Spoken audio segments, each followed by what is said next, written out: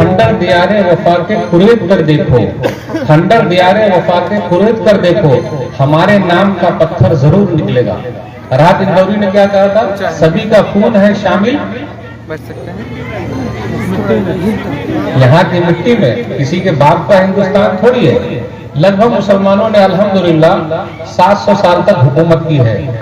आज मैं मकाला पढ़ रहा हूँ, बस 5 से 10 मिनट वाला, 1192 से लेकर 1857 तक हिंदुस्तान के अंदर अंग्रेज कब आए, जहांगीर के दौर में आए, मुगल जहांगीर के दौर में आए। 1612 ईस्वी में यहाँ आए। 1661 ईस्वी में औरंगजेब ने उनको भगाया, ये भाई जाओ। ये अलग बात है कि लोग उनका नाम अलग तरीके से लेते हैं। डॉक्टर राम पुनियानी को आप पढ़िएगा तो पता चलेगा। फिर उन लोगों ने मिन्नत समाजत की तो मान गए। डॉक्टर राम पुनियानी को आप वीडियो में सर्च कीजिएगा तो वो कहते हैं कि औरंगजेब और अकबर दोनों 50-50 साल तक हुकूमत किए हैं और औरंगजेब की कैबिनेट में 34% हिंदू थे और औरंगजेब ने 50 साल हुकूमत किया, लेकिन भारत के खजाने से खर्च के लिए पैसा नहीं लिया। टोपी सिल के काम चलाए, कुरान लिख के काम चलाए। ये है उन्होंने, ये मैं नहीं कहता, ये डॉक्टर राम पुनियानी कहते हैं। इसलिए डॉक्टर राम पुनियानी को सर्च कीजिएगा।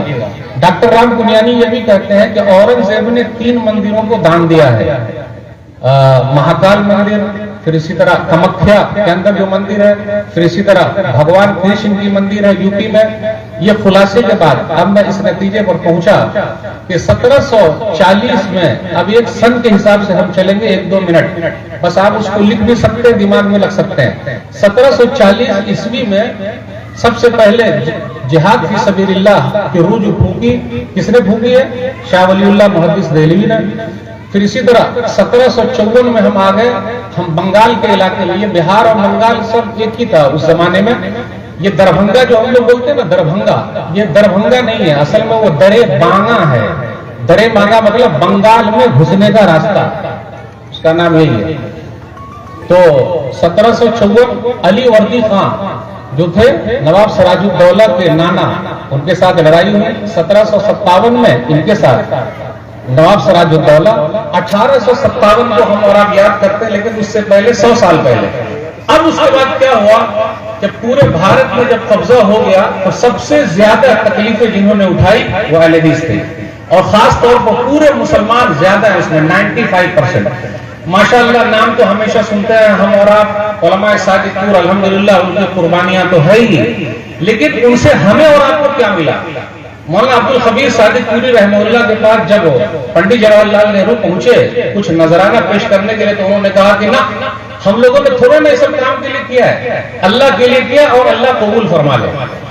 मैं एक तो वाकया से कुछ बातें बताना चाहता हूं। ये तहरीक शहीदैन जो है, जो खत्म हुई है 6 मई 1821 को, बालाकोट के मैदान में दोनों शहीद हो गए 6 मई 1821 को। इस किताब में आप पढ़ सकते हैं, मुख्तसर है। ये तहरीक शहीदैन में जो लोग थे वो उलमा कैसे थे? आज माशाअल्लाह उलमा बहुत ज्यादा है, लेकिन वो कैसे थे? कैसे थे वो लोग? तन के भी उजले और मन के भी उजले थे, काला वाला कुछ नहीं था। सब लोग मिलकर काम करते थे, दीनी, अखलाकी, सियासी तौर पर बेदार किया था। हज उस जमाने में नहीं था, बोले हज नहीं करना, वो सब जारी किया। बेवा औरतों से निकाह नहीं था।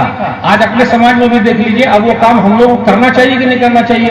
भाई बेवा औरतों की शादी नहीं हो रही है तो शादी करवाइए, भाई उनसे कुछ तो लेना है, तब तो काम हो पाएगा, तब तो फायदा होगा।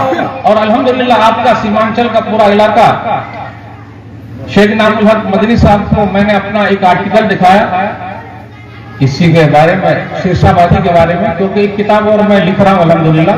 हिंदुस्तान में मुस्लिम हुकूमत है, कम से कम हमारे बच्चों को ये तो पता चले कि भाई कौन कौन रहे और कहां कहां रहे।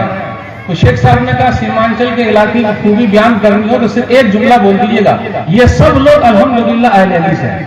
अब ज्यादा तो बोलना नहीं है, अल्हम्दुलिल्लाह सब लोग, और ये सब मेहनत है उन्हीं लोगों की। बस एक ही जुमले में पूरा तारुफ करना हो तो कर दीजिए। और अल्हम्दुलिल्लाह ये तहरीक चलती रही। 1857 से 1947 तक जो सिलसिला चला है, इन्हीं लोगों का तो चला है। मौलाना जाफर थानेसरी और मौलाना यहया अली, इन लोगों के वाकये में 1-2 बात मैं आपको बताऊंगा। जब इनको पकड़ा गया तो कब्र में रख दिया गया। कब्र जानते? कब्र में रख दिया था मतलब थोड़ा ना कब्र में ले जाके बैठा दिया, ऐसा नहीं है। कब्र में रख दिया था मतलब 5 फीट लंबा 4 फीट चौड़ा, उसी में 2-3 महीने तक रहे। 50 साल के बूढ़े को 47 साल के बूढ़े को किस तरीके से चलाया जा रहा है, अल्लाह अकबर। और जब मरहला आया, जज ने कहा मौलाना यहया दाढ़ी के बारे में, अब हम लोग जितने हैं, हम लोग की भी दाढ़ी बड़ी होनी चाहिए कि नहीं होनी चाहिए?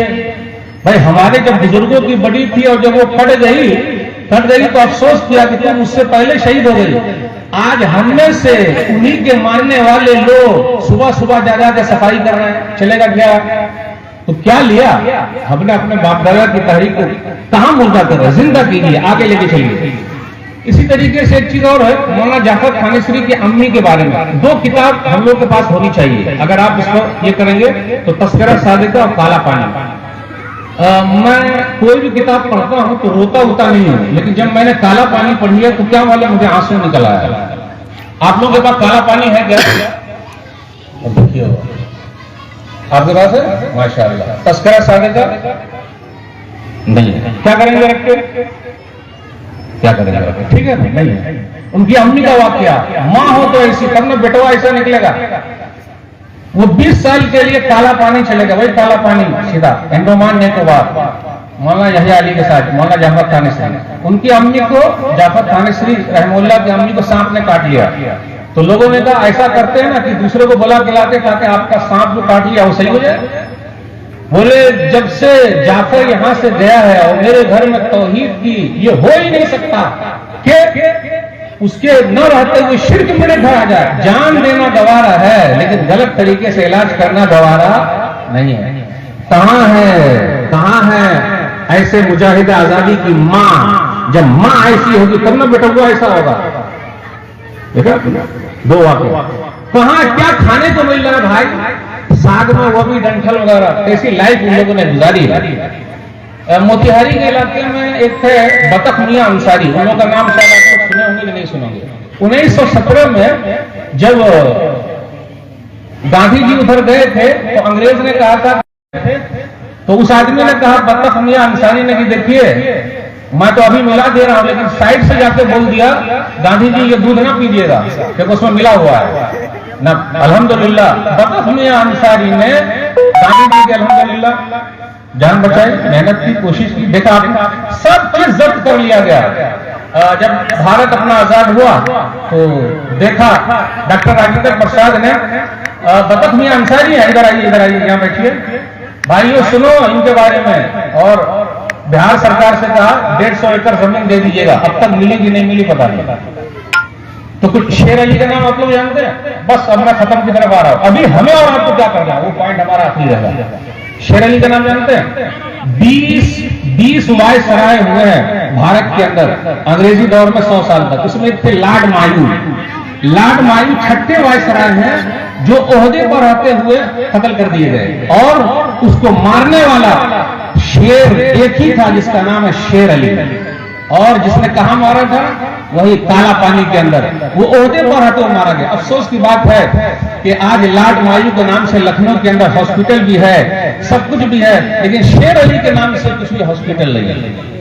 मुख्तसर क्या बयान करूं। अब हालात ऐसे बने हुए, हमें और आपको क्या करना चाहिए? घबराने की जरूरत नहीं है, टेंशन लेने की जरूरत नहीं। हम और आप बाई चांस भारतीय नहीं है, बाई चॉइस भारतीय है, इसलिए घबराने की जरूरत। हम बाबर की औलाद नहीं है, वो तो हम पहले से मुसलमान है, तो ये ताना किसी और को देने का। और टेंशन नहीं लीजिए, डॉक्टर राम पुनियानी कहते हैं आज के मुसलमानों को मुगलों से जोड़ना ये तो सबसे बड़ी बेवकूफी है, कहा को जोड़ रहे हैं। हमें और आपको क्या करना है ऐसे हालात में? तहरीक शहीदैन जिस तरीके से उठी थी, अखलाकी तौर पर सुधार किया था, हमें और आपको अज़्म लेके यहां से उठना है जी, हम खुद पहले सही होंगे।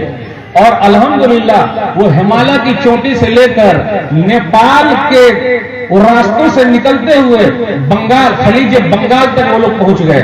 कैसे अल्लाह वाले लोग थे, क्या खाने को कुछ मिलता था, कैसे जिंदगी उन्होंने गुजारी है। इसलिए मेरे भाइयों अपनी जिंदगी पूरी तरीके से तैयार कर लीजिए, अमल करके दिखाइए, तब होगा। दूसरी चीज, उलमा बात करें, अपने यहाँ क्या हो रहा है?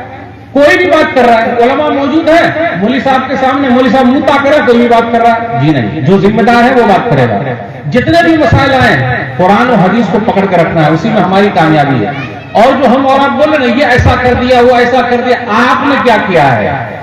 अपने आप को खुद बदलिए। इन्नल्लाह ला युगय्यिरु मा बिक़ौमिन हत्ता युगय्यिरु मा बिअनफुसिहिम। सूरह नंबर 13 आयत नंबर 11। अल्लाह उस कौम की हालत को नहीं बदलता जब तक कि कौम खुद ना बदल डाले। सही की तरफ भी हो जाएगा, गलत की तरफ भी हो जाएगा। बदलिए। फजर की नमाज में हमारे और आपकी हालत कैसी है? अब कहां है दर्स कुरान, कहां है दर्स हदीस, कहां है अकीदत की किताबें, कहां पढ़ी जा रही है? अल्हम्दुलिल्लाह मदरसे खुल रहे, मुबारकबाद मुबारकबाद मुबारकबाद। लेकिन जितने ज्यादा मदरसे खुल रहे उतने ज्यादा, इसलिए मदरसा अगर इबादत है तो ठीक है, लेकिन मदरसा अगर तिजारत है तो तहरीक शहीदैन के मकसद को हम और आप हासिल नहीं कर सकते। उठिए और फिर लौट जाइए पीछे की तरफ। बातें और भी आपसे करनी थी, इंशाअल्लाह किसी और मुनासिबत से घंटों आपसे बात करेंगे। अल्लाह से दुआ है अल्लाह कहने सुनने से ज्यादा अमल की तौफीक दे, आमीन। तहरीक शहीदैन का जो मिशन था अल्लाह ताला हम लोगों के अंदर भी वो मिशन थोड़ा सा पैदा कर दे, आमीन। अल्लाह जो बीमार है शिफाए कामिल आजिल अता फरमा, जो परेशान है अल्लाह उनकी परेशानी को दूर कर दे। फलस्तीन के मुसलमान अल्लाह परेशान है, वो नंगे हैं, भूखे हैं, प्यासे हैं, दवा नहीं है, तू ही इंतजाम कर दे। ये गज़ा के 20 लाख के करीब परेशान है। दुआ कीजिए। हम भारत सरकार के आभारी हैं कि भारत सरकार ने इंसानियत के नाम पर वहां मदद भेजी है। हम आभारी हैं, सबके हम आभारी हैं जिन्होंने मदद भेजी।